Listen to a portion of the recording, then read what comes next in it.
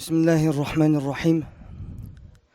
Elhamdülillahi ve sallallahu ala nebiyyihi ve mustafahu Muhammedin ve alihi ve ashabihi ve muqri'il Kur'ani ma' muhibbihi. Бүткүл аламды жараткан, жашаткан, бардан жок кылган улуу Аллах Таалага чексиз, сансыз мактоолор болсун. Жана сүйүктүү пайгамбарыбыз Muhammed Mustafa sallallahu aleyhi ve sellem'ga Allah'tan salamı jana rahmeti olsun. Kur'an-ı Kerim bul uluu Allah Taala'nın kitabi. Бирок эң кызыгы мына симен биздей көнөкөр адамдар үчүн Аллах Таала ушундай ыйык таза Kur'an-ı Kerim жаттаткандыгы бул Аллах Тааланын симен бизге кылган өтө чоң жакшылыгы. Айтайын дегенибиз, мына карылар жылдан жылдан көйүп, Kur'an жаттагандар, жаш карылар абдан көйүп жатат. Мындан бир канча жыл мурда өлкөбүздө негизле жер бетинде карылар өтө саналуу эле. Бир устаздарыбыз менен карыларыбыз жылдан жылга көйүп, дагы саны дагы көйүп, сапат дагы чоңоюп жатат. Бирок Кур'ан окуп жатканда симен биз көңүл бура турган эреже тажвид эрежелерине көңүл буруш керекпиз. Кур'ан ушундай улуу китеп, Кур'анчалык окулган, Кур'анчалык түз окулган, Кур'анчалык окууга көңүл бурула турган эч бир китеп жок. Кыргыз китебин окуйсузбу, кайсы бир китепти окуңуз, ал жерде мат, гунна кармаш керек, кайсы жерден токтош керек, кайсы жерден улантыш керек, кайсы жерден башташ керек, андай эреже колдонулбайт. Бирок бул эрежелер бир гана Кур'ан-ы Керимге колдонулат. Ошондуктан тажвидтин бир канча пайдалары бар. Биринчи пайдасы, улуу Аллах Тааланын өкүмүн аткарган болосуз. Вараттилил Кур'ана тартила. Сиз Кур'ан-ы Керимди тартил менен оку деген Аллах Тааланын өкүмүн, фарзын аткарган болосуз. Фарзын соон алдыңыз, тажвид менен окудуңуз. Экинчи пайдасы, пайгамбарыбыз саллаллаху алейхи ва салламдын ар дайым Кур'ан окулганда кылган сүннөтүн аткардыңыз. Пайгамбарыбыз саллаллаху алейхи ва саллам риваятта келет, кана ямудду маддан. Качан Кур'ан окуганда маттарды созуп, маттардын акыларын берип окуйт эле дейт. Мындан эмнени түшүнөбүз? Пайгамбарыбыз саллаллаху алейхи ва саллам Кур'ан окуганда өтө шашпастан, берилип, ар бир тамган өз махражынан сыпаттарын эске алып, толук талаптагы так чыгарып окуйт эле. Бул пайгамбарыбыз саллаллаху алейхи ва салламдын улуу сүннөтү. Кур'ан окугандагы сүннөтү. Демек сиз Кур'анды тажвид менен окудуңуз, экинчи пайдасы кайсыл болду?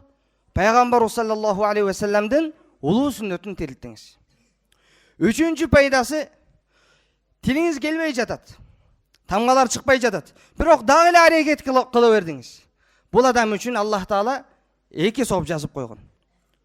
Валлази яқраул Кур'ан ва ятата'тау фихи ва хува алейхи шаққун лаху ажрун. Аллах Таала эки сооп берет дейт. Окугандыгыңыз өзүнчө, аракет кылгандыгыңыз өзүнчө. Аллах Кур'анды ушунчалык жакшы көрөт.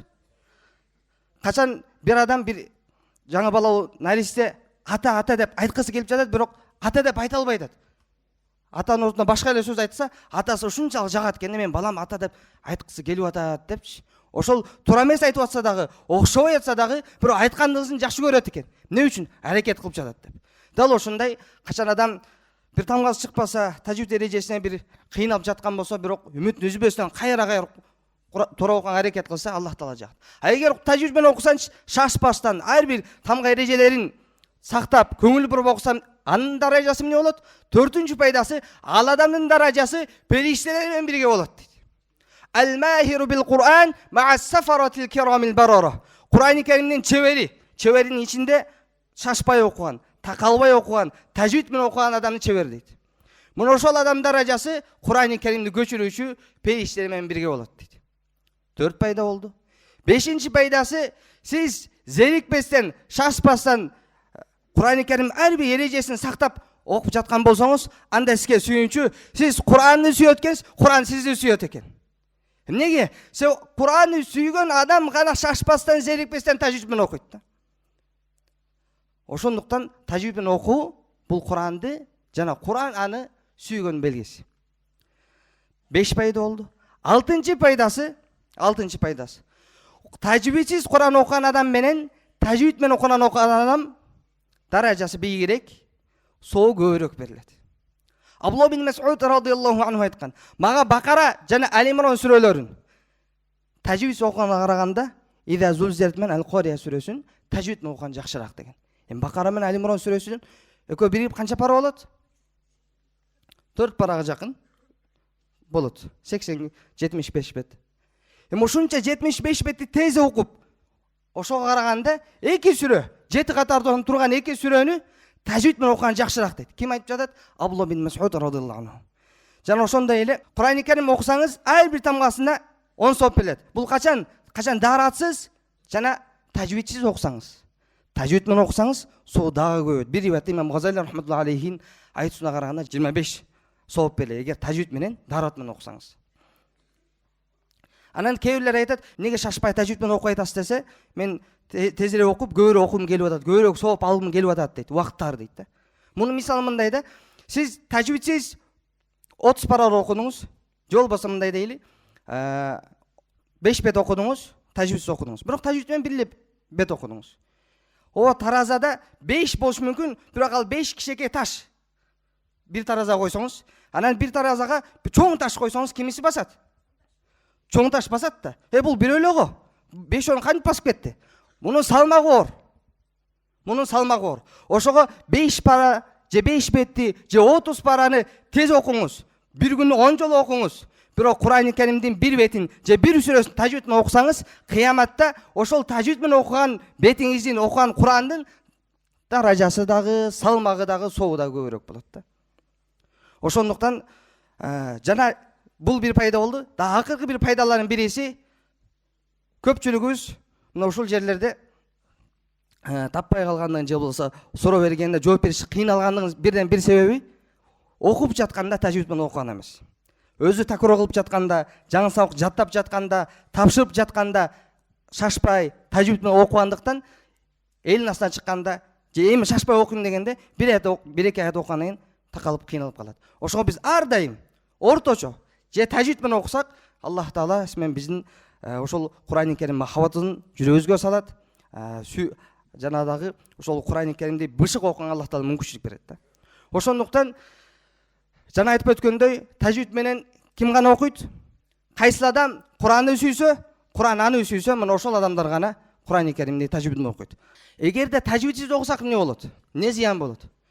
Биринчи зыяны, эгер кокустан болсо, мисал айтсак, Кул хуаллаху ахад деш керек эле, кулдун ордуна, кофтун ордуна кул деп койду. Коф чыкпайт.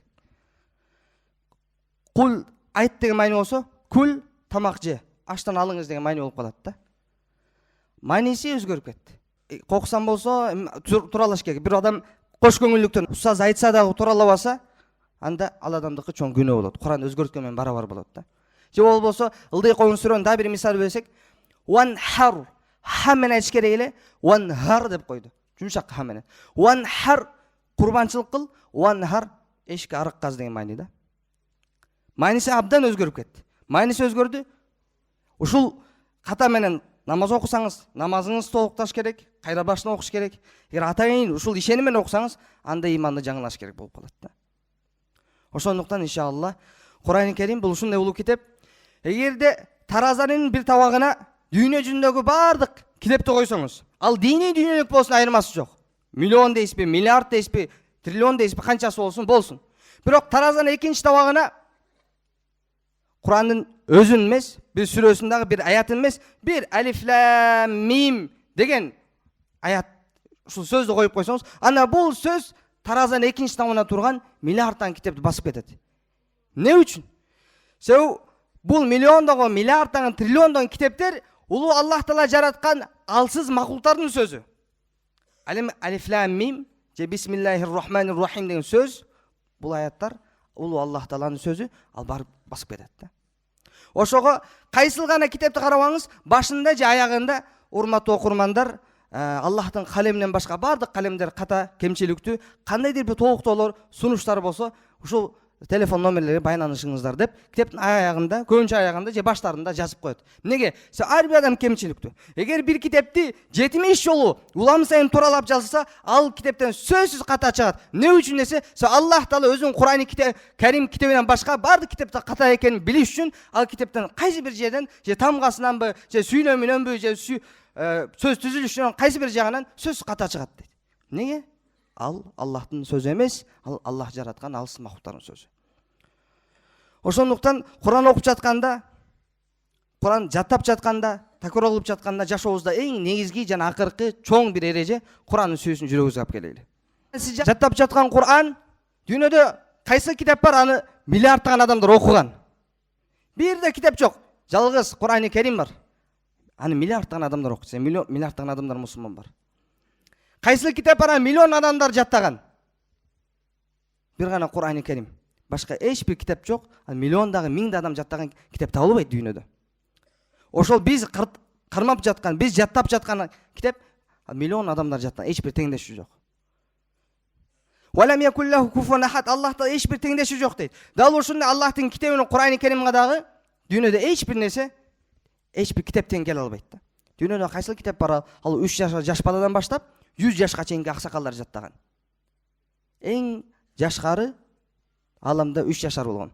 Табииндерден ошол заманадагы алгачкы доорлордун эң алгачкысы болуп 3 жашар кары ошол Суфиян бин Уйейне деген табиин улуу алым болгон. Эми акыркылары чеги жок, кээ бирлер 100дөн ашкан. Эми кайсы китап бар экен, ал 3 жашар жаш баладан баштап 100 жашка чейинки аксакалдар жаттаган. Жана алымдардын айтуусуна караганда, эми ушул 3 жаштан баштап 100 жашка чейинки канча аралык болсо, канча жаш болсо, 37 дейсизби, 45 дейсизби, 41 дейсизби, ошол жаштагы адамдан Куран жаттаган адам табылат дейт да. Куран окуган адам табылат дейт. Дүйнөдө кайсы китап бар? 24 сааттын ичинен 1 секунд токтолбой окуган. Бул бир гана Куран-ы Керим. Бирин үзүлбөстөн силсиле болуп, чынжыр болуп, такыр үзүлбөй 24 саат бою ааламды эске алганда токтолбойт экен да. Дүйнөдө кайсы китап бар? Адамдар ал китепти окуш үчүн туруп оккан. Ал китепти адамдар туруп баштан ичен окуган кайсы китап бар? Бир гана Куран-ы Керим. Мына Тарави Рамазан айында Таравиде баарыбыз катыштык. Кантип уктук? Туруп уктук. Кантип окудук? Туруп окудук. Дүйнөдө кайсы китап бар? Аны туруп оккан, туруп уккан. Ошо татыктуу болгон. Дүйнөдө башка бир да китап жок. Турам десе да тура албайт да. Бирок бизде жаштар да, жаш эмес, аксакалдар дагы 70ке, 80ге, 100ге чыккан аксакалдар дагы отуруп эмес, туруп Рамазандан баштан чейин таравилерде хатымдарга катышып жатат. Бул эмненин берекети? Куран-ы Керим бул Аллах Тааланын бир өзгөчө китеби, симен бизге кылган белеги. Дүйнөдө кайсы китап бар? Ар бир өлкөдө, ар бир райондо, ар бир урунун адамдары аны окуган. Кайсы китап бар? Бир гана Куран-ы Керим. Ошондуктан симен биздин жашообузду Куран менен аралаш керекпиз. Куран ушундай бир улуу китеп, кайсы нерсе менен байланышкан даражасы улуу болот. Куран түштү эле Мекке Мадина шаарына, Мекке шаары, Мадина шаары улуу болду. Куран алып түштү Жабраил алейхиссалам эң улуу периште болду. Куран түштү эле Рамазан айында, Рамазан айы эң улуу ай болду. Куран түштү Кадыр түнү, Кадыр түнү эң улуу түн болду. Куран менен алек болду эле бир адам. Пайгамбар саллаллаху алейхи ва саллям айтты: "Хойрукум ау афдалукум ман таалламал Кур'ана ва аллама." Силердин араңарда эң жакшы адам, эң артык адам Куран үйрөнүп, же башкаларга үйрөткөн адам dedi. Ne үчүн? Жашообуз Куран менен байланыштуу. Эң жакшы үй кайсыл үйдө Куран окулса. Эң жакшы адам кайсыл адам? Кайсыл адам Куран окуса. Эң жакшы үй бүлө кайсыл үй бүлө Куран окулса. Эң бактылуу жүрөк кайсыл жүрөк? Ичинде жүрөк Куран-ы Керим сакталса. Бир адам кара адам жерге өтсө, Аллах Таала жерге кайрылар экен. Я ард ла та'кули лахмаху. Ежер сен бул адамдын бул карынын этин сөгүн чиритпегин, курттар жебесин, муну сактап калгын дегенде, жер таң калып: "Я илахи, кейфа акулу лахмаху, каламука фи жауфихи." Я Алла, мен кантип бул адам сөгүн чиритем, эгерде сенин сөзүң Куран-ы Керим бул адамдын ичинде болуп турса дейт. Ошондуктан симен биз ушул Куран менен сыймыктаныш керекпиз. Башка адамдар дүйнөдө окужай менен же башка китеп менен жаттап алдым, окуп алдым, түшүнүп алдым деп сыймыктанса, бирок бул алам барды бир да сыймыгы татыксыз. Ал китептер канча китеп, Курандан башка канча китеп жаттабаңыз, бирок ага эч кандай сыйлык жок. Жаттап эмес, окусаңыз да сыйлык жок. Кайсыл китепке сыйлык берилген? Ар бир тамгасына 10 сооп депчи. Куран ушундай бир кереметтүү китеп, ар бир тамгасына өзүнчө сооп. Намазда аз пешин намаз болот. Пешин намазын 2 рекет окуп койсоңуз, 2 рекет окугандык үчүн сооп берилбейт. Качан 4 рекет окусаң, анан толук сооп берилет да.